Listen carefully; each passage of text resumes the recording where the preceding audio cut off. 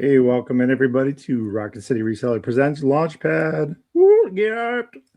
Let's 2026 go. is here, and it's all about growing your business and leveling up. And we're going to help you along the way. I'm joined today by two of the most prevalent resellers in whatnot history, and also static and boots history. Ellie, Tennessee Treasures, thank you for taking the opportunity to co-host with us. Also, She Shed 244, you know, from Whatnot Acclaim and Ray Train Queenage. They're both here to help us along the way. Whether you've been selling for 20 minutes or 20 years, we're sure that there's something along the way that you're going to learn. We're going to be your mission control for all things reselling, and we just want to take the time to just say thank you for watching. And how's everybody's week in reselling? What's going on? What's up? What is up, my guy? It's been Ashley, our Tennessee Treasures, we'll call you that because people don't know that you're Ellie. But go ahead, Ellie. How was your week? We'll start with you. It's been slow, but I had a couple sales on eBay. So any sales on eBay right now is good. Oh yeah. And I need to get back on Whatnot. Nice. Yeah. You guys will be proud of me. I actually scheduled 3 months worth of shows today. Let's go. I need to do that. I'm right behind you. I don't want to grow up. I'm a Toys R Us kid, so I gotta make sure that I stick to the plan, which is to sell lots of toys on Whatnot this year. What about you, Ashley? What you got going on? I've been in the listing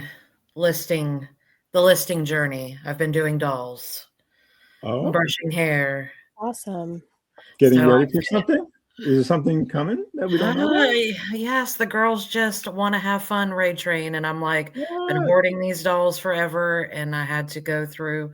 So I finished that, and now it's finding all the other stuff and items that now I have to list those. So yes. Wait, are they hearing it here first? Is this a first for socials about the train, or has the train been promoted already? I don't believe it's been promoted yet. When is it? Just curious. Oh my gosh, you had to ask. I had to ask because I think it should be January 22nd. January 22nd. Make sure you guys are getting on Whatnot and following She Shed 244, along with my wife FionasFinds.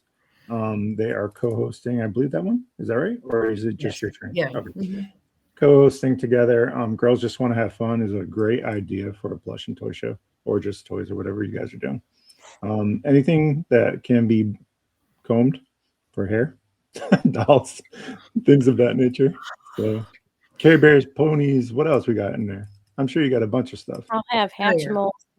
Hatchimals. Ellie, are you on that one too? Yeah. On that one. Yep, Ellie's on it too. Do you see all this? Damn, this is the one time I wish I was a girl. Other than that, I'm good. I got all the girls' toys. Yeah. Nice. Awesome. I know that Ellie, you sell a lot on Whatnot. Before we get into like the origin stories of how we started reselling and all the things we're going to talk about tonight, what do you think for Whatnot? You do a lot of that type of show. Would you say that's like a sub niche within a niche for toys, like the dolls and the? How far can you get into the rabbit hole for that? We could do a whole show, a whole episode on like all of the sub niches and different things to look at in each sub niche. And I'm not an expert in each, but I know just a little bit. Hi, Krista. Hey, Krista. Drift and Drifters in the house. So powerhouse. Just in the dolls niche, there's sub niches, right? You have the Rainbow High, you have the Monster High, you have the Barbies, and then there are some people that want the newer Barbies. Most people are looking for vintage Barbies. Then you have like Chelsea dolls. What are the other dolls? The vintage. Kelly? Is it Kelly? Kelly, yes, thank you. Kelly dolls. I'm just like, sounds right. My sister had I think my sister had this stuff. I'm just like, you probably tied me up and made me play with them. Yeah, I mean, that's just dolls. Dolls have so many different, and that's just like Barbie type dolls. Yeah. Yeah, baby dolls and tiny dolls. It goes on. It goes on and on and on. There's so many more newer things that are coming out every year too. Before we get into any more of that, why don't you tell us about how you got started reselling? We'll start with Tennessee Treasures tonight. If you want to give us a little bit of backstory so people can get to know Ellie, Tennessee_Treasures on most of the socials, I believe. So Yes. Okay, so reselling for me started around 2019, more or less.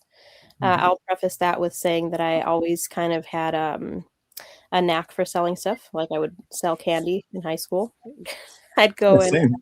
Sam's Club, buy the big old box, and then sell them for. It's like I'm looking at the female version of myself. Yes, yep. And so that was, that was a hustle back then, just to have a little bit extra money. And I did some time on like Etsy. I did a lot of crafting stuff, craft fairs type things where I would make the things and sell the things. I had an Etsy store. It wasn't successful. I did make a handful of sales on Etsy for crafting. But most of it was like in-person Facebook Marketplace type stuff. And Facebook Marketplace has always been also an avenue for me to sell whatever used stuff we have or find furniture. I started selling furniture around 2017, used furniture. And then we started watching Harry Tornado. So I'm part of the Harry Tornado era. COVID-ish era, right? Somewhere in there. Yep. Right. I got it right before pre-COVID. Maybe? Yep. Right. Pre-COVID. Exactly. I was watching Harry Tornado videos. I was watching Froggy flips. I was watching. I love Froggy. I love Froggy. He got me into toys. Then there was oh gosh, I can't remember what channel he was on, but Vinny, he was the toy guy. He was like the toy guru. He started teaching us about all the tiny toys, the little toys, all the stuff that was like valuable. Before getting into all of like, let me rewind. Before getting into toys exclusively, we started dumpster diving. And that's when my reselling career really started to take off because we just had so much. My first dumpster dive was 5 and below. Nice. Found a bunch of little toys back there, chargers, headphones, electronics. They threw away a whole case of flip-flops. They were out of season, so they got trashed. And we started selling at flea markets because we just had so much inventory, just like dollar, take it all $1. You want this $1? And I sold all kinds of stuff. It wasn't just toys. It was skis, skateboards, tents, big things, golf club cases. Because I was watching Harry Tornado, So yeah, he loves a good golf club. I think he plays, if I'm not mistaken. So. Yeah, I think he plays, and he knows a lot. I didn't learn. I wasn't really able to learn about the golf clubs, but I picked up on some of the brands, Titleist, and all that kind of stuff. So I would pick up the golf club caddies. I shipped one of those one time, so I got really good at shipping. And that was just static sales on eBay. That was before whatnot. I think I got to about 6,000 in a 90-day total on eBay. Not bad. Yeah, that's pretty good. And so I was happy with it. I mean, it was a good, substantial extra income for us. We kept that on for about 2, maybe 3 years before I got banned on eBay. That's a story within itself. But I started Whatnot before I got banned off of eBay. So I had to call back on. Whatnot I started in 2022. And I started with our first couple of shows was women's plus size clothes.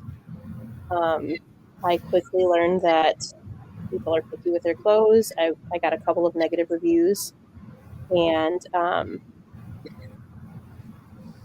she said she got banned on Depop. Oh no, Krista, that's terrible. I don't think so. I mean, there were extenuating circumstances, but really it just came to not being organized enough. So when I started on Whatnot is, 2022. I think that's when I moved here to Tennessee. So I moved my entire store, my entire eBay store from Chicago to Tennessee. that's how I lost track of a lot of things and had to cancel a lot of sales. That's how I got banned off of eBay for canceling too many sales in a small time frame, 2 months, I think. And then I had my mom, Tiny Toys, coming to the bins with me and picking up the tiny toys. That's when the toys kind of spiraled out of control. And really, I started with plush. Like, I had much more plush, and I started seeing her pick up these tiny things and saying, "This little thing sold for $100, you know, this little Barbie piece." And I'm like, yeah, I need to be doing that too. You need to move to that direction because that's where the money is, right? Right. So, I mean, she inspired me to start picking up the toys, and that took its own course. My first year on Whatnot, I did 28,000. That's pretty damn good for your first year out. And it was 6 months. Wow. 6 months, because I started in June, so June to December, I made 28,000. That's great. At that time, we were living off of DoorDash, Whatnot, Instacart. We were just side hustling. Gig work. Yeah, gig work. That's all we were living on. So Whatnot, when the gig work kind of failed us, Whatnot really stepped in. Then I had Michaela. So since love that then, kid. She's awesome. I love my baby girl, but I had a baby in between all of that, and so I kind of lost momentum. I wasn't on all the time. I was busy with the 4 kids. I was doing the homeschool mom thing, and my husband Valentine was working. You know, he was able to get a full-time job to sustain us, so I didn't really have the need to be on as much. So currently, the goal is to kind of get back up to where I was on track to go in that first year, you know, and pick up where I left off. Yeah, well, that's how I started. Thank you for sharing. So much stuff to unpack there for sure.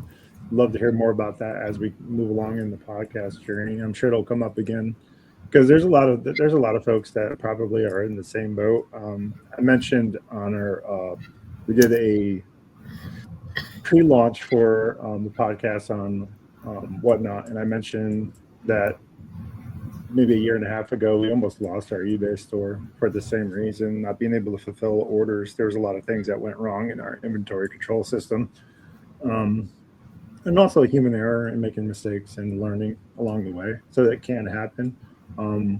Now whenever I do a YouTube video or I make content, I always remind people that to be intentional about the inventory and things of that nature. So yeah, it's really super important to do that because that's the root of your business and you should treat it well. Yeah, absolutely. So appreciate you sharing. We're going to move on to She Shed 244. Ashley in the house. Yeah, so my story is a little bit different. It just started with basically me and my mom. We love shopping for other people, and it's kind of like we love thrift store shopping. We find cool stuff for cheap. And we got to talking, and it was ongoing joke like, yeah, let's get a booth. And then I was like, hey, let's get a booth. So, like, no lie, we talked about it, joked about it. We went to one shop we always stop by, and they're like, yeah, we got a waiting list, but hey, we got a booth opening up if y'all are interested. And we're like, game. All right, cool. So then we're like, what are types of things that everybody's buying? So it's mainly like our booth became like home decor. That's what we started with, was completely home decor, all that stuff, everything. So the first booth, the first place that we were at, we had one booth, and then we were doing so well. And where we were located, like the main entrance that comes in, we're like off the cut on this other room this way. And we always walk, but a lot of people skip over it. We were still getting the business and selling stuff and all that, but they had another one that was on the main strip that everybody walked past that opened up. So we said, yeah, we'll take that one too. So what we would do is just kind of like, and we were like legit when we first started, every month we were switching out. Like we were constantly switching our booth, constantly moving it. And then when we had both booths, we were switching it from one to the other. Well, it came to a point that their lease was coming up, and the person that owned it is like, no, we're not renewing the lease. So everybody, so the last month, everybody's panicking, doing half off. our prices were already, because I mean, when we first started, if we found it for $1, we were selling it for $2, maybe $2.50. We were only doubling it. So our prices were already low enough. And we're like, we're not marking anything down. And I think that last month, which was crazy, we did a whole bunch of money in that last month. And I think we marked down 5 items. That's it. Wow. So in the process of that, my mom had gone, trying to remember where, but she had left me. She went out of town, and I was like, okay, we got to find another place. So in the process, I found another place. We ended up with a bigger booth, less money. I was able to move us into there. We were profitable there. Then our original booth reopened in a new location. So we're like, okay, we'll try it. It was closer to us. I was like, yeah, we'll try it. Yeah, they ended up, I think we went in a month or two before, like a month, we were like, hey, I think this is going to be our last month, and we'll be packing up next month, because it wasn't doing good in the location. And they ended up closing it down. So when we were going to pick up our stuff, they announced they were closing. And I'm like, well, we got out when we could. So then from there was another lady that worked there, it was a group of 3 ladies that really drew us to our original place. She ended up buying one that's like 45 minutes, a furniture store. So we went there. So we have our one booth here that we slowly moved into 2 booths there. And now we're going 45 minutes away, something like that, for our new booth. That one's not doing so well, all that thing. So now we're down to, we have our one big booth, and then we have another little shelf booth and another boutique that's closer. So they're both side by side. So booth wise, that's what I have currently. In the process of this, the one location that we're at currently, they have what is called a drop site. So it's basically like Facebook Marketplace, except for they are a shop that it's like an online garage sale. You post your items, pictures, descriptions. People just put want and they purchase it. So I started doing that within the booth too. So I had the booth and I'm doing the drop site. So it was that, the original booth, and then across the booth that we have the other place that we have a shelf, there's 2 different drop sites. So we do those. So that was extra income too, because it's like, oh, I went thrifting today. Oh, well, I found this, this, and this. Let me post it. Automatic payday, because it's you go and drop it off. You have 2 weeks to drop it off. They have 2 weeks to pick it up. So that was another source of income. So in the process of the booth, the drop sites, don't ask me how I came across Whatnot, but I came across Whatnot. I can't remember either, really. Exactly. It's like it's all a blur. I came across Whatnot and I was like, okay. And I started seeing different things on there. And I was like, okay. I was watching shows and I was like, they have where you can join. Let me try it out. I put in, because I was doing at least every week, at least $200 on these 2 drop sites. I was like, I'm doing this. Plus I have boosts. I have substantial inventory. Did your whole little thing. That same day I got a response back.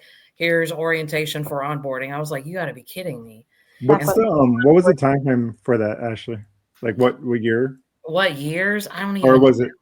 No, what year did you start Whatnot? Do you recall? Whatnot, I think I'm at 2.5. That's what I can't even tell you, like when I officially started. I think I'm at 2.5 years, maybe going on 3. The only reason I remember is because Michaela was born right after. So I don't have a timeline. And mine is I can't pinpoint it. It's like I don't remember. And so I got they're like, yeah. And I was like, okay, onboarding, all right. I see onboarding. I'm watching other people's shows and I'm like, okay.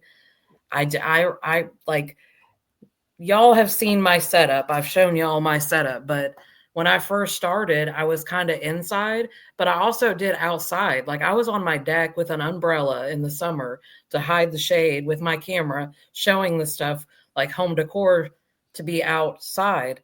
And that's natural light is the best light. So I know, I'm just saying. So that's how I would go outside, do my show, whatever, pack it up and come inside.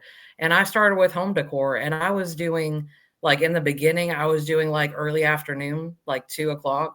And I was like, okay. And once again, I think we're all in the same boat. I don't know how or when, but I switched to toys. And then it took off from there. And I think it goes back to like what we talk about with nostalgia, the stuff you grew up with. I was having fun finding the stuff. And it's like, okay, I get to hold it for a little while and say I had it and then pass it on. So the joy that you remember having and then passing that joy back on to somebody that can also appreciate you and what you found. I think that's a little bit of what drives kind of me too. Like I didn't have a lot of toys growing up, not that my wife did mostly, but finding the things that I did have for just a split second or my children had. I still have toys that my oldest boys had when they were, and I'll probably always have them until whenever. But yeah, so I can appreciate that as a seller. I think holding on to it for just that, maybe a day, maybe a week, maybe a year. Don't judge me. Jacking up the prices so that it sits on the shelf a little longer. Don't let it go price. I tell people all the time on Whatnot, everything's for sale. It's just I don't know if you're gonna like the price. Yeah. So, yeah, that's amazing. So booths first, then Whatnot. Any plans for static listing, or do you static list for those that might be listening? Yes, I am considering, and I'm like, let me get through this month because, took a hiatus, Christmas and everything. And now Whatnot is we're gearing back up with Ray Train's different shows. But I'm like, give me a month. And I was like, first considering Macari. And now I'm kind of considering Etsy for the fact of my nostalgia items and everything else. So I'm like, so FYI, so y'all know, Bob is trying to put me on the spot because he has a calendar alert that he's like, yeah, in a month I'm harassing you. Are you listing yet? What's going on? So that's what he's doing. He's holding my feet to the fire saying, okay, when is this happening? So you're going to hear it a lot. So yeah. I love it. Yeah, part of what the point of this podcast was to do a few things. One is to motivate each other to be able to excel. First of all, if you're a hobbyist and you want to make it a hustle, this is the podcast for you. If you are, a hustler that wants to turn it into a business, same for you. If you are a pro and want to go to that next level, this one is also for you. So there's a lot of different layers, a 7-layer dip of reselling. So there's plenty to learn along the way. We have constant conversations with people that have been selling for 20 years that, don't know about Whatnot that are now doing it and having a lot of success. We are talking to people who, have just about given up on Etsy and reaffirm them that there is a way forward with that. So there's a lot of different things, even if you've been selling for 20 years.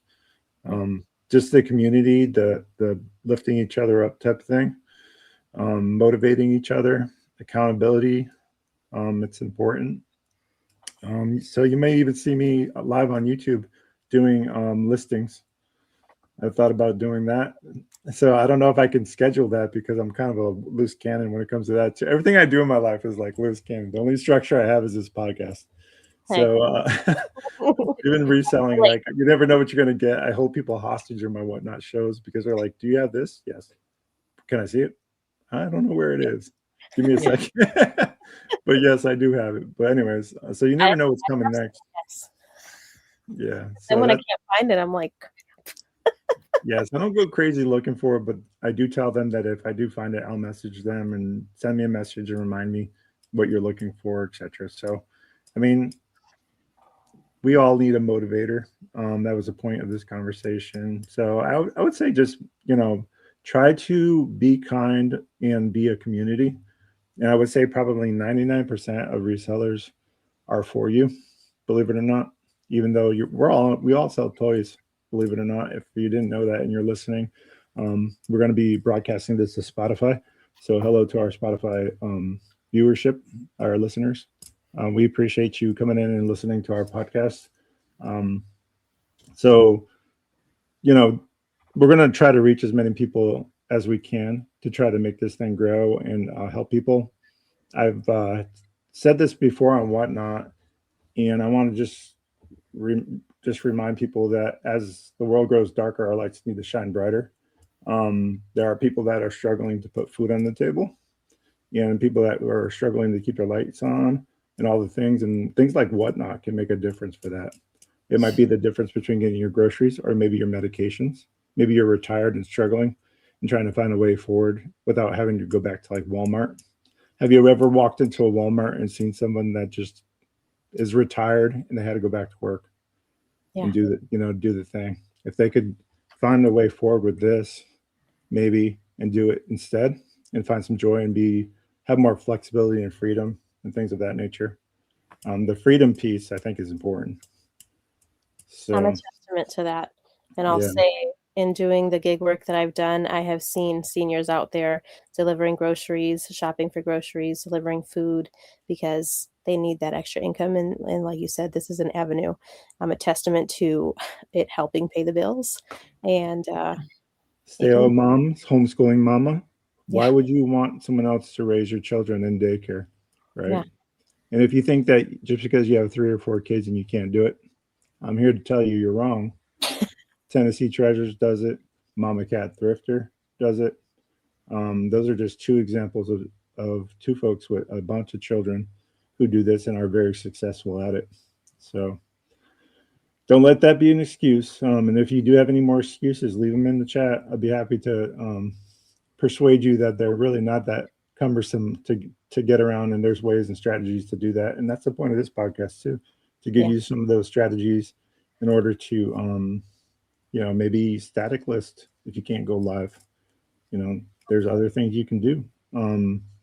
Take your pictures when the kids are sleeping. When you're at your dentist appointment with the kids, guess what? You have your bank of drafts. Post it while you're there sitting at the dentist's office. It's as simple as that. So I guess we come to the part of the podcast where I tell you my origin story, even though maybe you heard it before. But for those that are listening, I guess, first of all, I am Bob, the Rocket City Reseller. I started reselling with my wife, Amanda. We are licensed foster parents, even though our license is currently paused while we wait for our oldest son to graduate high school and move along to college.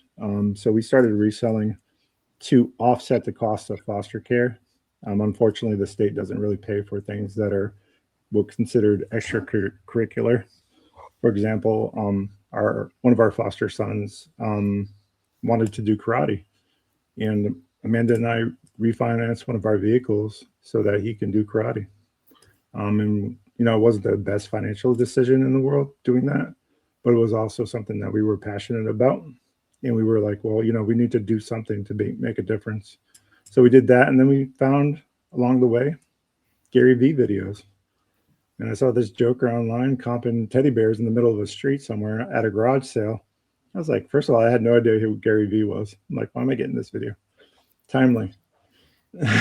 Thanks, Sherry. We appreciate that. So, so I saw that and I was just like, this guy's full of shit. There's no way this teddy bear, this used teddy bear is going to be worth anything. I was like, let me try this. So we went to the thrift store. We actually brought our foster son at the time down there, and he loved it. He loved thrifting. He loved finding stuff because, he didn't have a lot growing up either. And he was older, about 15, 16. And so we brought him, and we found a few things to list, and one of those being a Clarabelle from the old Steamboat Willie days. I listed on Mercari. We started selling on Mercari when it was good. Rip Mercari, please do something. We miss you. But anyways, we started that, and I just not even a day or 5 days that it sold for $142. I knew it was rare. I knew that it was special, that I have, when I did this research on it, and I was doing research on a lot of things at the time, and it sold for $142, froze my account. They thought I was scamming people. So I got like zapped by Mercari. I had to provide my ID. I had to provide like proof of who I was and, all the stuff. And finally they agreed that I wasn't some, scammer or whatever. So I finally ended up getting paid. But that's kind of like how we broke our teeth on reselling and why we started reselling. a lot of different decisions along the way that led to where we are now. $250,000 in 2 years of sales. A lot of growth, a lot of potential, a lot of growth still to happen. Gulf Coast Pickers, big part of that. Hey, buddy, thank you for Wake joining. up, Ashley. I'm awake. I'm listening intently. Ryan and chat trying to say I'm falling asleep. Right. Gulf Coast Pickers is one of the big parts of why I'm still currently on Whatnot. Okay. So I reached out to Ryan once and I was like, dude, I think I'm done. I think I am absolutely cooked on Whatnot. I don't think it's for me. And he sent me some videos about I think it was Jen's Multiverse was on Ray, the Nashville Flippers, This Week in Reselling, along with the Philly Flipper. And I was listening to the podcast, and the way she deals with it, or way she rationalizes the business model for Whatnot, it was a really good take on the difference between wholesaling and retailing your products. And if you can get that mindset, Whatnot could be a powerhouse of a platform to sell on. If you can find your items at an affordable price. I always say the Dollar General model is my model: buy subterranean, sell low. So that's what I took forward to Whatnot. I still struggle, and Amanda will tell you this. My wife, FionasFinds on Whatnot, she will tell you that I continue. She calls me bipolar because I always had those moments where I was just like, I know that I could get more for it. Whatever. Now I have to handle and do all the things. But yeah, so I just wanted to let you guys know how I started. Oh, good girl. Oh, okay. Now it's making sense. I thought you Sorry, called it. for those listening, Sherry was in that chat on YouTube, and she mentioned that who she was on Whatnot. So thank you, Sherry, for coming in and listening. We appreciate it. Your viewership means a whole hell of a lot, let me tell you. She is an absolute supporter of just about all of us, I think. Yeah, for sure. Yeah, so avid collector. I would assume an avid collector. I don't know if you're a reseller, Sherry, and then I don't think we've ever asked, but yeah. So, anyways, that's kind of like a little bit of the story. There's more, obviously, that's happened over the course of I think we started selling in 2019, so we've been selling for a while. We didn't start Whatnot until this January will be 2 years for us. And like Ashley and Ellie mentioned, I can't remember. Like, it's like it happened, and it's like this. It was this whole a lot of events that happened, but to pinpoint a date, I don't know. So for me, yes, Golf Coast Pickers, we did steal her from you. That's the Whatnot tradition. You steal buyers. I think I've seen her last. I'm not sure, but still. I feel like we share. Sharing is caring. We're sharing. Sherry's just like, hey, listen, just give me what I want. I'm a collector. Yeah. I don't care where I get it from. So what I was saying is, along Harry Tornado's journey, he started eBay, right? And he didn't. Let's see. I saw his. Did you guys go back in his videos and see his podcast? By the way, he had a podcast. Harry Tornado has a podcast? He had one when he first started. I don't think I did. That's awesome. You should go back and look at it. Okay, I'm gonna have to go back because I'm like, I think I've seen his first ever video when he said, you know, I was an insurance agent and I lost my job and I'm going to start this. He was so natural about it. But somewhere along the line, he started before he was actually on Whatnot himself, he started making videos about, hey, have you guys heard about Whatnot? This might be the future of reselling. Like literally, that's what I was like, Harry Tornado's talking about this. I need to get on it. And so I got in as soon as I heard about it. And damn, wasn't he ever right? Even though in America, online reselling is only about 30% of the market worldwide, we have a lot of room to grow here. Yeah. So even if you're thinking it's too late to get started, you would be absolutely incorrect. If you went to any other country and saw some of these, like Korea is a good example, you know, Japan, online reselling, that's all there is over there, man. It is absolutely wild, some of those shows. I don't know if you guys have ever seen some of those folks over there selling. they have like these rooms where there's like 20 and 30 people all in front of like cameras and stuff, all holding their items up and like 10, like 5-second runs, like just ripping through inventory. I think we're seeing a little bit of that evidence on TikTok and how, TikTok shop people are just selling and showing, and it's amazing. If you get in TikTok Live or eBay Live, those are the harder ones, in my opinion, to crack. But I mean, you will be successful at what you decide you want to be successful at, right? Mm-hmm. So don't let anybody stop you from, or telling you, or being naysayers or anything like that. So like the beast that you feed is the beast that will feed you. So yeah, there's a lot of that.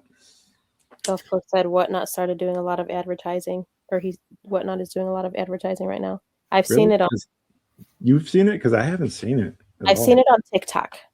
People are doing the TikToks, and then there's like a button that you can click at the bottom. They're like, I got all this cool stuff on TikTok, and they're advertising like I haven't seen a whole lot of the little categories or the storage categories, but I've seen a lot of like the handbag categories, the Pokemon, the cards, and that kind of stuff is what I'm seeing pushed, but it's getting people here. So yes, it's the bottom line. Speaking of advertising, now's my chance to pause for our commercial break. This podcast is sponsored by Nifty.ai. Code Rocket City will save you $15 off your first month. If you want to scale your business in 2026, Nifty.ai will give you your inventory control system.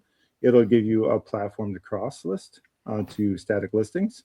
It will also give you AI generation for creating listings. Nifty AI will also promote your closet and also send out offers for you. So try Nifty.ai, code Rocket City will give you $15 off your first month. And we appreciate you listening to my TED Talk. Good job.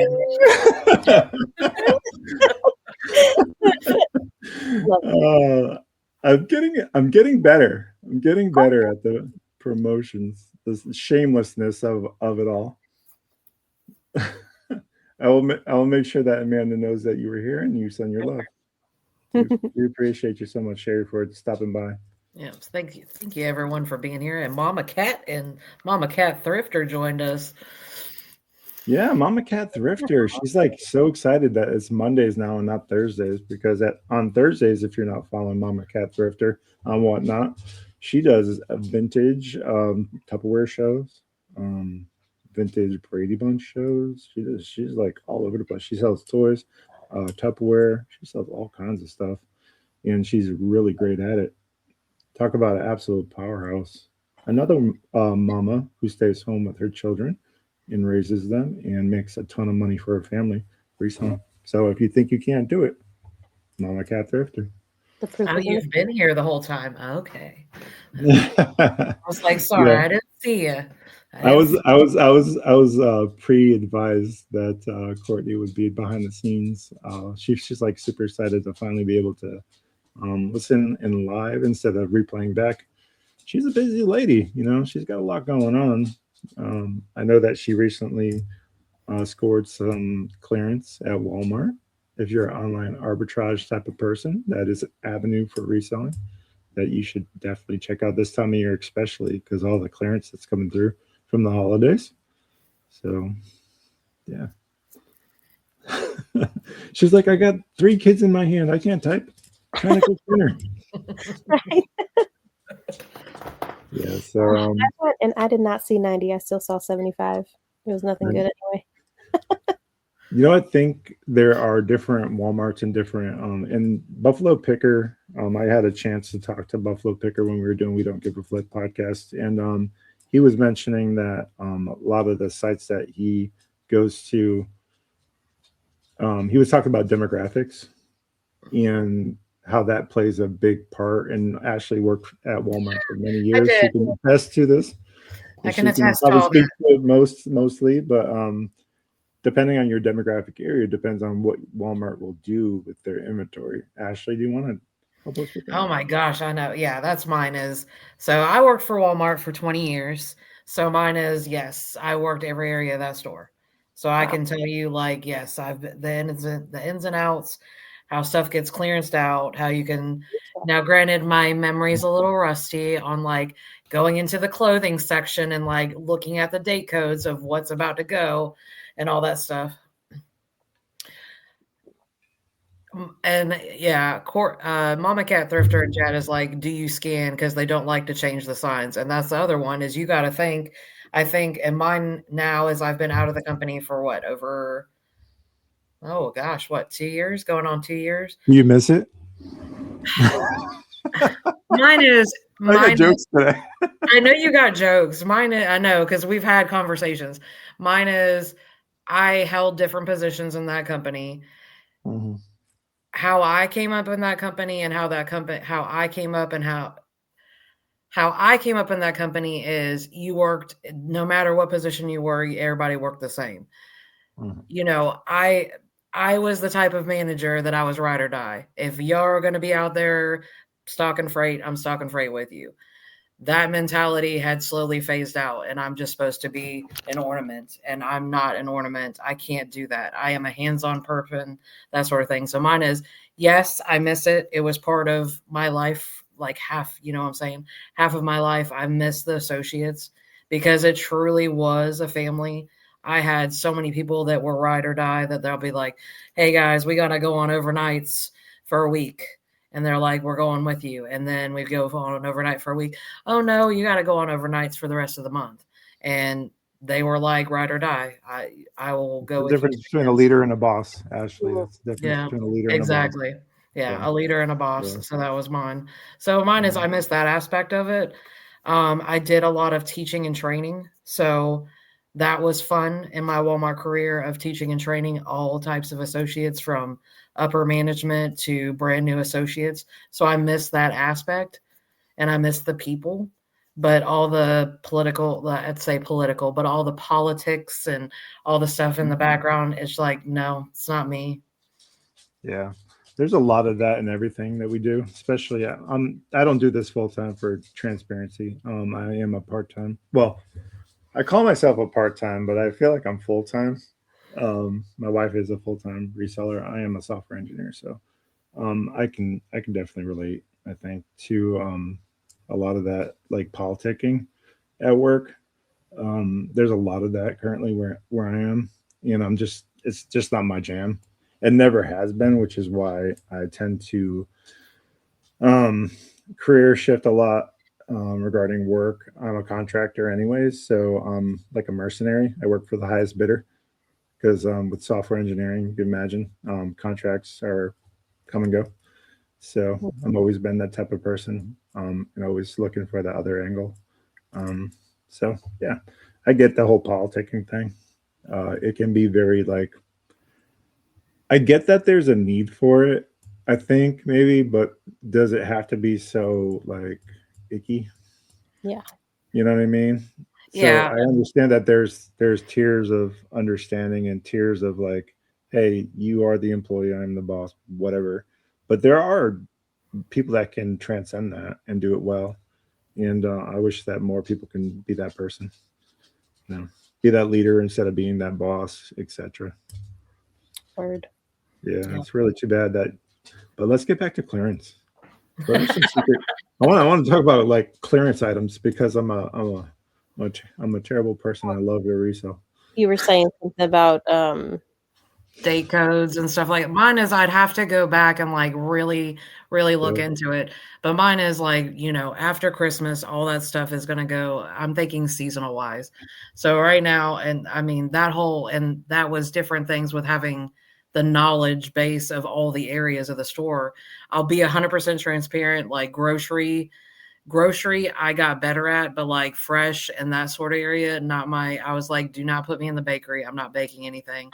I'm not going to be cooking in the deli. Like, please keep me out of the fresh areas. But GM side, GM side was my heart and soul. So when I talk about GM side, it's apparel, it's the other half of the store, all your general merchandise. So a lot of that, and y'all are going to make me go back and try to figure this out in my head. But I mean, everything has season. People want to know, Ashley. I know they want to know, but it's like, hold on. I have to like really think about that. He's like, listen, Bob, let me take an action item. This is what they do at my job. I'll take an action item. I'll get back to you. There you go. I mean, that sounds good. But mine, just like everywhere, you have your seasons. So it's like I always joked, and I think we've talked about it before. There's no such thing as Halloween. There's no such thing as Thanksgiving, and there's no such thing as Christmas. It's hollow giving miss because you start out with, because I mean, retail, you put Halloween out, you got a little bit of harvest out, and then you slowly, as it starts selling down, you got to look to the next thing. And I mean, we could go all day about having to switch out the seasonal box. The best part of the holidays is the seasonal candy. Everybody knows that. Exactly. And that's what I'm saying. Yeah. But mine is all the different seasonal times, but a lot of the clearance issues, it's just you have a lot of associates that once again, just like every job, you have associates that don't have that accountability factor. Nobody's checking up behind them.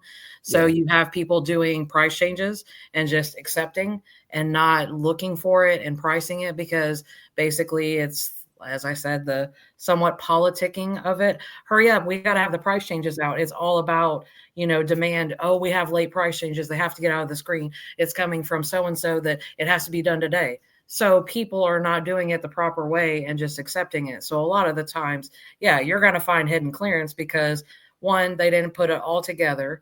They never marked it. They never even showed the value to the customer. And I think that's with anywhere. So, I mean, there's times like I remember cleaning up stuff and I was like, inventory time is the craziest time because you will find stuff from like 2 Christmases ago and it's a penny and you're finding it on the floor and it costs a penny because it just gotten hidden behind stuff. So I think the biggest one, the one takeaway that I can tell y'all is like the big seasonal box up front. I would say every area has their set season. So like, I think now more than likely, yes, clearance should be slowly happening in toys. So all your toys are going to start going on clearance. Mama Cat already probably done claimed a lot of them. But they'll do that. They'll have a markdown. It'll have another markdown. Like I said, I've been out of the game for a hot minute, but the rule of thumb is they'll let it sit in the area. It goes, I don't remember the percentage at first. Then it'll get another markdown, and then you'll see a final markdown. It'll tell you, and then each store, depending, has their own clearance aisle where you can put certain items. So as they're resetting those new item modulars that are coming in, they're going to shift it to the clearance aisle. But what I would suggest for everyone, especially us toy sellers, just go through toys and scan because it's going to be a hot mess. It's after Christmas. I can tell you from the years of working in toys during Christmas, you send a team over there to try and zone it. It gets so jacked up. There's stuff behind stuff, and it's probably still that way in most of the stores. And it gets shopped hard. So it's just, you got to go and scan that Walmart app. I'm telling y'all, if you got it with the scanner, check it. So I was just at Walmart 2 days ago, and I got We Know Durables movie moments, the little boxes. I got 2 of those for $1 each. I got $1. $1. Couldn't believe they were a little peeled open, but they were intact. $1. I could not believe it. I got a couple of Durables boxes for $2, a couple of the mini itty bitty Funko Pops, but they're like the bigger little box sets. Of like 4 for $2 each. Those things are usually like $15 or $18 or something like that. So I already hit up. What's the move? Is the move to hold that stuff until next season because everybody's finding this clearance now? Or is the move to list it and try to get what you can for it now instead of trying to get more later? What do you think? For me, I'm looking to sell it at what it would retail at. Especially these little toys, they're so collectible. Some of the bigger toys I might have to sit on. Like I've done clearance before. I have PJ Masks from 2 years ago that never sold because PJ Masks fell out after I bought them on clearance. Paw Patrol, I still had a couple that didn't end up selling. They sold a couple in this last year, but they sold like a year after they hit the clearance. The thing with the little toys, like the itty bitty pops, the Durables, all those little things, they're going to go fast. So I think I can still get what they retail for since they're, I think you called them like a lottery toy one time. I liked that reference. Yeah, it's almost like a kid lottery. Yeah. It's like a scratcher. Right. So it's a new You didn't have to buy it and guess what you were going to get. Here it is. I have it. It's brand new. $10, $15, whatever it retails for, since I got it for clearance prices. So that's my goal with those things. And that's why I really like the mini toys. They just sell. Well, and they don't take up as much room, right? The mini toys, Also, which you get yeah. a bigger profit or the same profit as like a big plush that would be $15 or whatever. So Yeah. you can get more in your space if you're limited on spaces. That's not a bad idea if you're don't have as much storage as we're lucky enough to have. Yeah. I can't even tell you, like our house is still overflowing even though we have all the storage.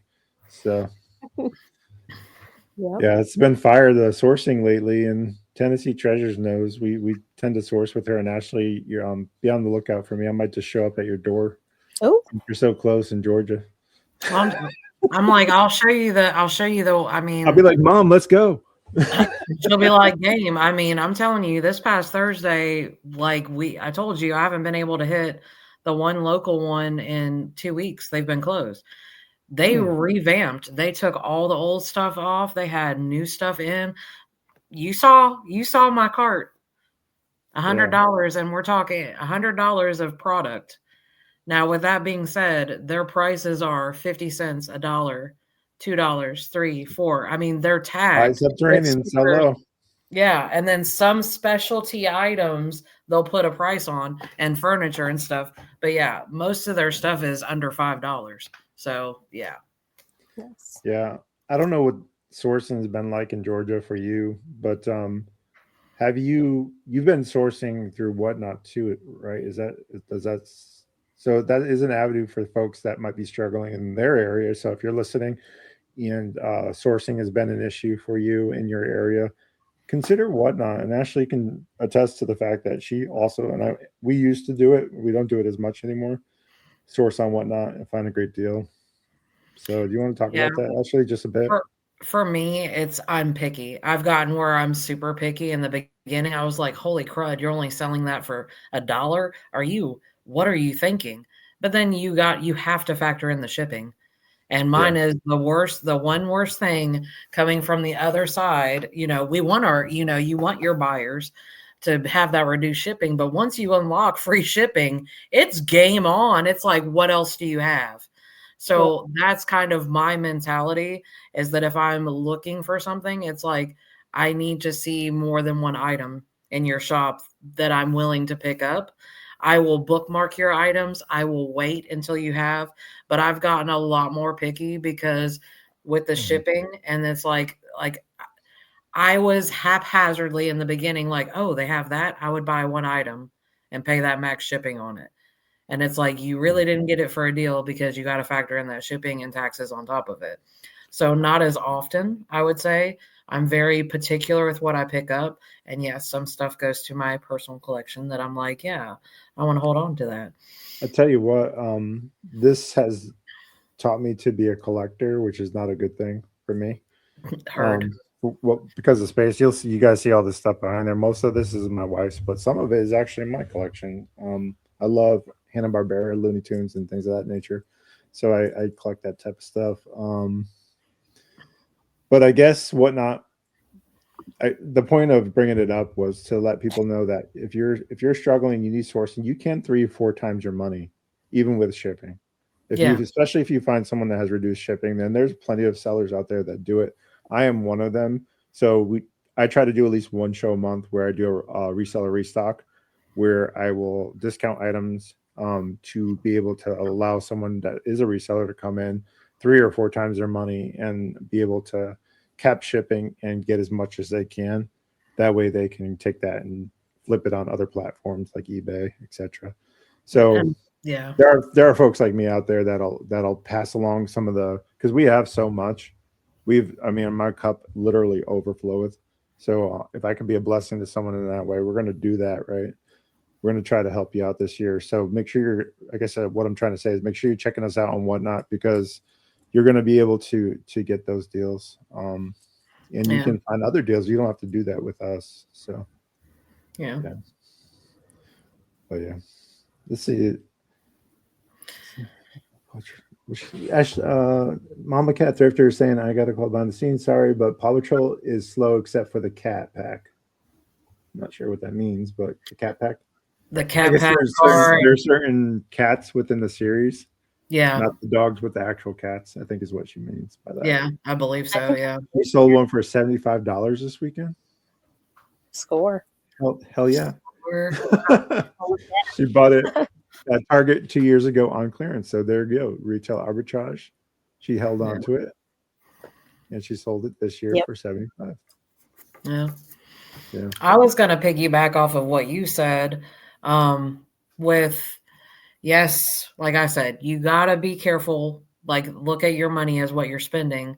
But if you're getting that deal, yeah, utilize whatnot for resellers. I think we all know amongst ourselves. I know us, we do, and I think everybody else. There's stuff that we buy off of other whatnot sellers, and we're going to turn around and sell it. And my whole thing is I'm cool with it. I think everyone is kind of cool with it. We got what we wanted out of it. Go do what you will with it. One of the Jeff things, will come into your show and tell you that he's 4 times his money, and you're like, "Gee, thanks, Jeff, for telling me." I want to know. yeah, Just kidding. you We love should. Jeff. What? Yeah, and that's mine. And the one thing that we, myself and Racing Through Time 2021, I don't know if everyone's familiar with Mayhem Mel, but she is an amazing seller on She used to whatnot. be a buyer of ours when we first started. Yeah, she has she has a sell one thing Ray train that she does every Tuesday night. Racing and I were like, man, we'd love to do one just toys. So we got with Mayhem Mel, and baby girl Steph does help her too as well on that. And we were like, hey, we really want to do one that's kind of toy centered. So and they're like, yeah, sounds cool. Why don't you do it? So we have one and done that we do every Sunday, and it's become kind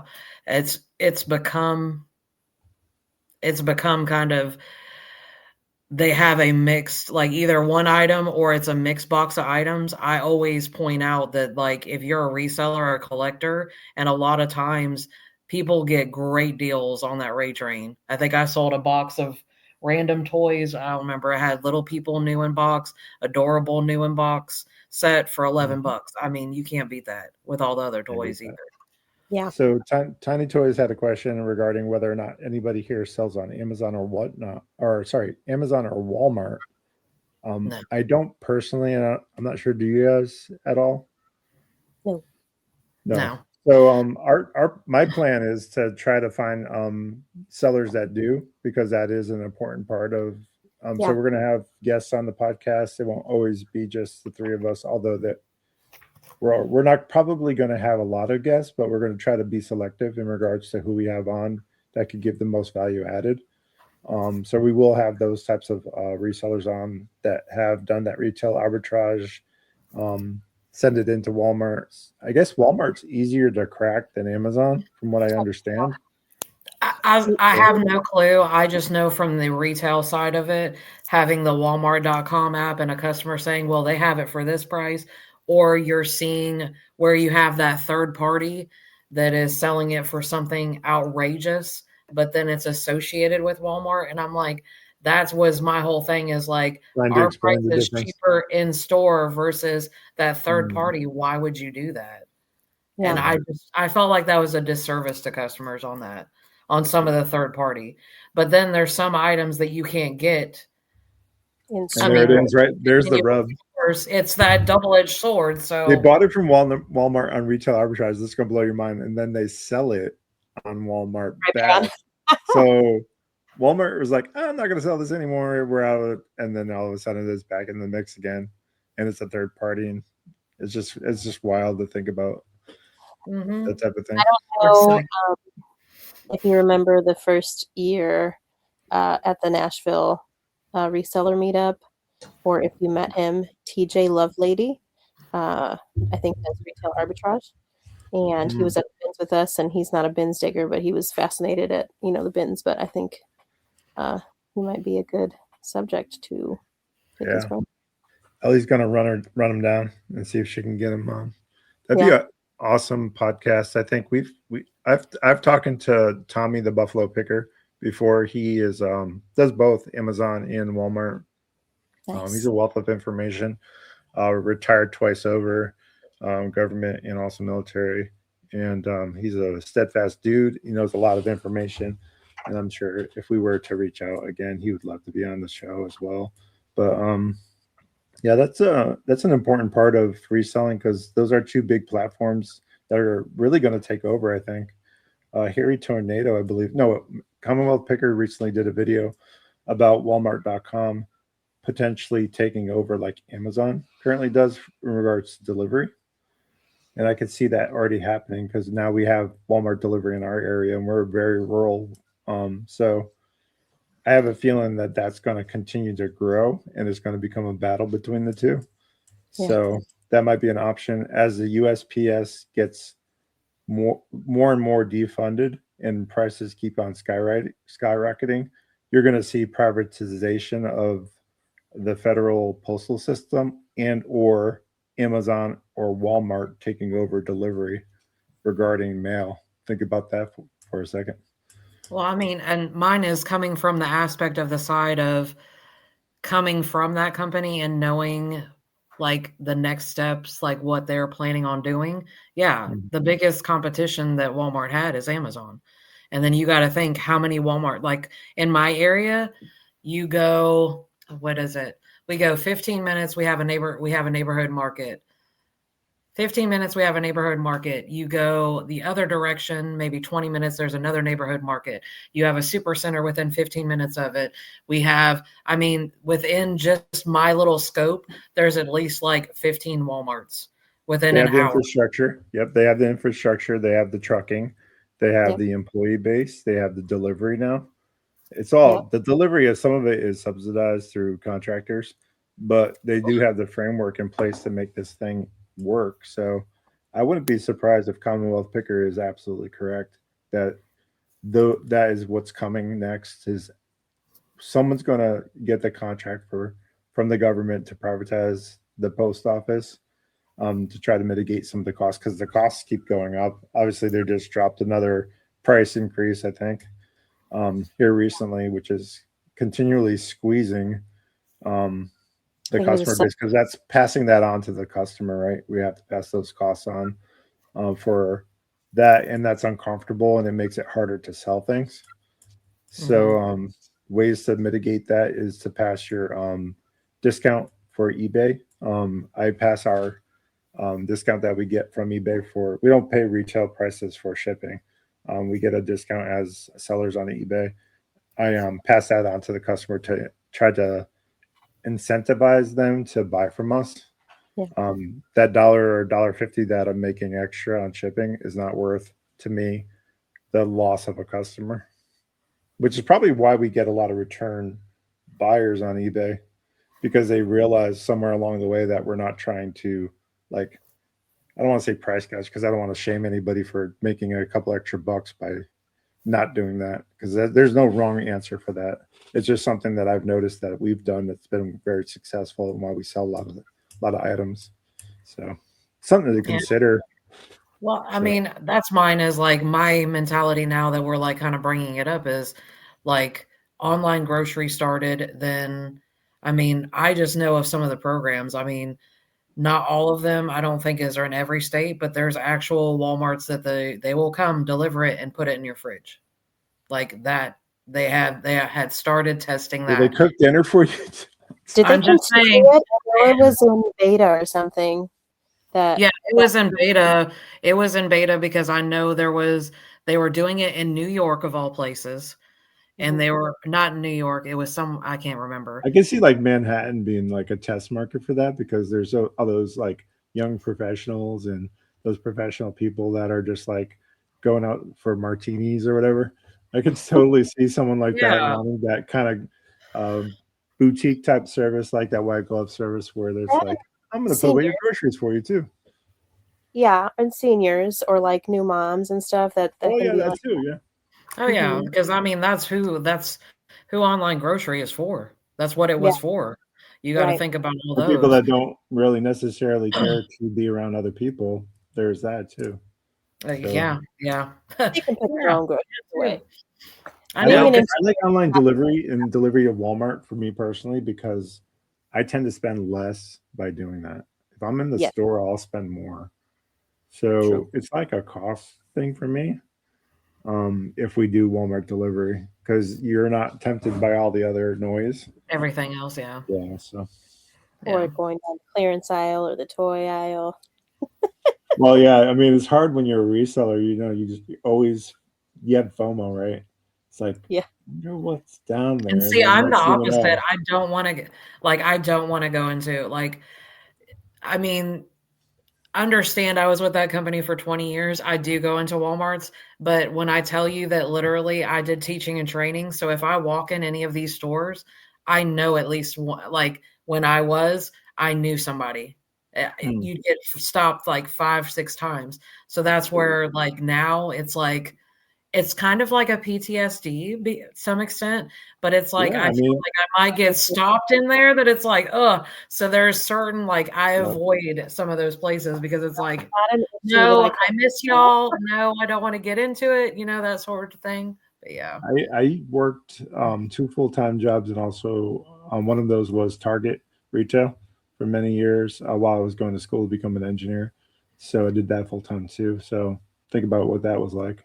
Get really close to the Lord and Savior Jesus Christ. Let me just tell you, put your faith in Him, and you can do all things. But yeah, that's it was a lot for me to go back to Target after all those shifts and all those years doing that. Um, and I totally get the whole PTSD thing, walking into a store and just having those memories of just standing and then walking. How many actual steps did you put in every night? Like 16,000 steps? Oh, it was big. I walked that whole store. That's mine is from the Mhm. back to the front to grocery to GM. I was constantly, and that's mine. It was, yeah, constant. Yeah. Like my steps, like I remember My like legs would get tired just walking in the door. man. and mine I was is, everybody I work with laughed at me. I'm short in stature, right? And you'd have these 6 foot tall guys that you're walking with, and I'm walking right alongside them because Yeah. they're one step, I'm walking two, and I'm walking like fast. And they're like, dang, Yeah. slow down. And I'm like, we got crap to do. Let's go. If you really want to see someone get wheels, bring Amanda into a thrift store. She's literally the slowest human in the world until you get that girl in a store. You put her in the store, man. She is off and running. I call her nickname is Turbo. She gets in those stores, she's gone. She's gone.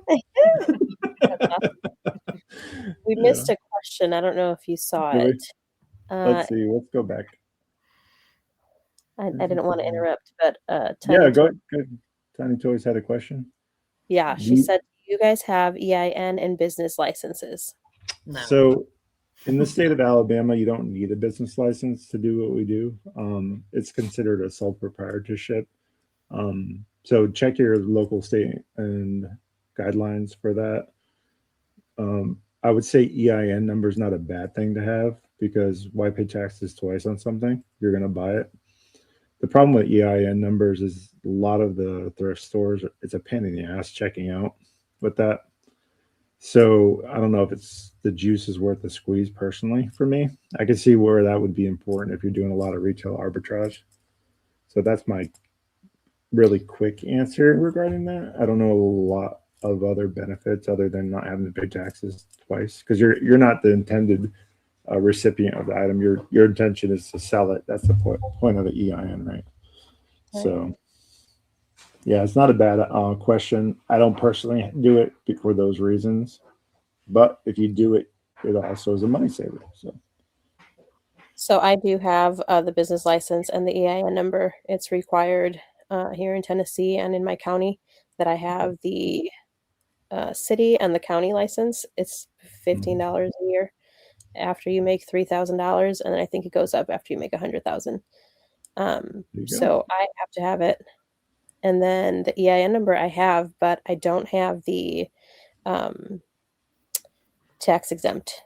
Are they different? I thought they were the same. Yeah. So I don't know if you need the EIN number to get the tax exempt. You might, but I haven't taken that next step to get the tax exempt. I would assume that your municipality, someone within that tax office for the Department of Revenue for your state would probably be a good resource to reach out to regarding that. Yeah. So, and it took me a while to take those first steps. So, sometimes I drag. I will say, though, I've heard some the people. simplest things sometimes could be like a thorn in your side. So, some states, and I can't remember which state I saw, require specific licenses to be auctioneers, even on Whatnot. Have you guys seen that? I've never heard that. I've heard that. I've heard it, and it's one of those that it's kind of like, I would say a few months back there was stuff mentioned about it. So I know that there are some states that it's like you have to have auctioneer's license, and it's certain ways that you had to run it. I don't want to speak on it. Yeah, I don't want to speak on it because I'm not 100% sure. I am not one of those states, but I know that there are some states, and that's where it's something that I don't remember what states, but I know that there was talk of it. Chris said here you have to make a certain amount. There are certain states. I'm not exactly sure how it works, but it just goes to say, check your local. It's a good point about the whole business part of what goes on behind the scenes. That's a great question, Tony. Thank you for asking that. And maybe we will have better answers as we learn and grow together, which is another point of this podcast is we don't know everything. We're not know-it-alls. We know a lot of things, but we're not know-it-alls. So we're always learning as well. So we learn from you guys as well. So keep the questions coming. We really appreciate that. Also serves to, jog things loose for other people that are watching that may have not considered those questions. Or don't know the answers, and now they're going to go find the answers because you brought up the question. So there's never a wrong answer or a wrong question. It gets the mind moving and thinking about all things reselling and the business aspect of that. And that's the point this year, right? To take this side hustle to the next level. Yep. Let's go. So we've had a lot of success this year, and we want to make sure that we pass that knowledge and information on to all of our friends and our new friends that might be joining us. If you're watching this posthumously and you want to find out more about our reselling journey, you can reach us personally at Rocket City Reseller on Facebook. We have that group. We also have the Resellers Refuge, which is a private group where you can ask questions without condemnation, without any judgment, without any like, hey, did you do your research? We don't do any of that. We help where we can. Also, Rocket City Reseller on YouTube, obviously, and then Rocket City Reseller HSV on Instagram. Those are my socials, and I'll pause there so Ellie can run through hers. Oh man, there's a bunch of them. All right, I hold on. See if I can share this. I was ready. Here's ready. Let me make this big. Hang on, we got this. There it is. You can't really see because of the connection. No, it's pixelated. Sorry. Okay, well, let me read them off. Tennessee Treasures, Tennessee_Treasures on Whatnot, Tennessee Toy Treasures on Facebook. Then I'm also on TikTok, YouTube, and Instagram. They're all the same, Tennessee Treasures. So there you go. And I'll make sure that we put some of this stuff inside the description of this video. After the fact when we wrap up for the day. And Shisha244, where can we find you? I know on Whatnot. I don't have anything, guys. I'm a work in progress. That's my goal this year. That's my goal this year. My goal this year is to get Ashley on social media. Let's go. Everybody needs more Ashley in their life. They're like, we're done with her. We're done with her. No, we've only just begun. It's like a Karen Carpenter song. We've only just begun. Ashley needs to give herself a little bit more credit. She's an absolute powerhouse on Whatnot, and she can also be that on if she chooses social media, and if she doesn't, that's okay too. We're all friends here, and we want to grow together. That's the point of this podcast. So, any final words for the people? What are you looking forward to this year? We'll go around the horn. It's a new year. Happy New Year, everybody who's listening. And we'll go with Tennessee Treasures first. What are you looking forward to most this year? I'm looking forward to continuing to grow together. I'm looking forward to this content creating journey and just working with you guys and being able to share a little bit of my side of the story and how reselling can really just change your life in the aspect of it has allowed me to be a stay-at-home mom. It has allowed me to homeschool because I have those extra funds to be home with the kids. It's definitely changed my life for the better. And I am by no means a big time seller. $28,000 was not a big number, and I didn't do that much this year. So, and it's still making a difference, you know? Oh So, yeah. Yeah. that's my goal. I want to share and I want to grow together. Nice. Very well said. Well, we are appreciative of you joining us along the way, and we're looking forward to more insights in regards to being a full-time mom and wife and teacher of young minds is very important, not only to just us here as a community, but I think to our country in general. That's a testament to the character that you have. So we appreciate that. Ashley, she shed 244 on whatnot. Raid Queen extraordinaire. What are you looking forward to most this year? So one, I know that I'm not going to get away with it, but I need to be static selling. So I know that's something that I'm working towards. I think for me is, which is one question I wanted to ask y'all, but I kind of got it. But like when I joined whatnot, part of the reason I joined was the community. I was like, these people are awesome. It was such a great community, and it still is. And for me, I want to help grow that community. I think I strive to do that. That I want to be like, hey, come on, let's, you just started, you're at this, let's get you to those sales, let's get you that following. Let's, to help people. That's my biggest one is I don't want to keep, I think Amanda has said it, FionasFinds has said it several times. We're not gatekeepers. I'm not, hey, this is me. I'm not sharing any of this information. I don't want to be that. I want us all to grow together. So that's something I want to take is like helping grow more sellers, as well as grow myself because I'm not a big seller either. I'm like, I see a lot of new sellers that have just started that they've reached 1K. And I was like, holy crud. I think it took me over a year to get to 1K sales. Same. And I was like, man. So I'm like, this, I mean, We all can't be FionasFinds who did it in 6 months. I mean, come on. Well, yeah, true. But, and that's what I want. I want to help grow people because I'm like, once you hit that 1K, it's like, yeah, you get paid. You don't have to wait. You still got to wait for the money to hit, but you know what I'm saying? It's a lot quicker than I got to wait till it gets sent there and they approve, that sort of thing. Yeah. So growing to the community for whatnot is what I'm most excited about too, Ashley. We both touched on the same thing. That's just one of the things I'm most excited about. I'm excited about a lot of things, which doesn't help my ADHD probably. But as I sit here and spin my fidget spinner. So basically, I'm the same way. We want to grow whatnot. I think it is here. Tornado is absolutely correct. It is the future of reselling. And it still has a lot of room to grow. So we want to make sure that we increase our community presence there.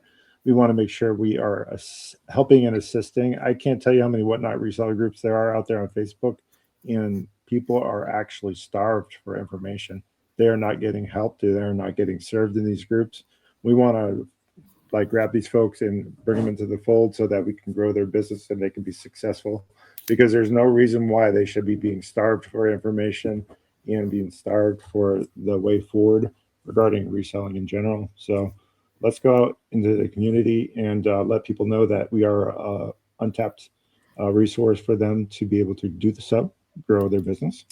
We'll do that along with our friends along the way. And looking forward to doing that in 2026. We can't wait to grow not only our business, but yours.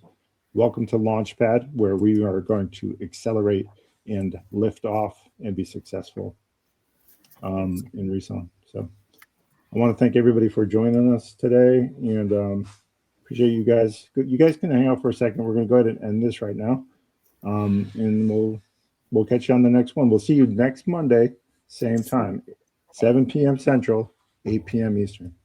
All right. Appreciate you guys. Bye, everybody. Bye.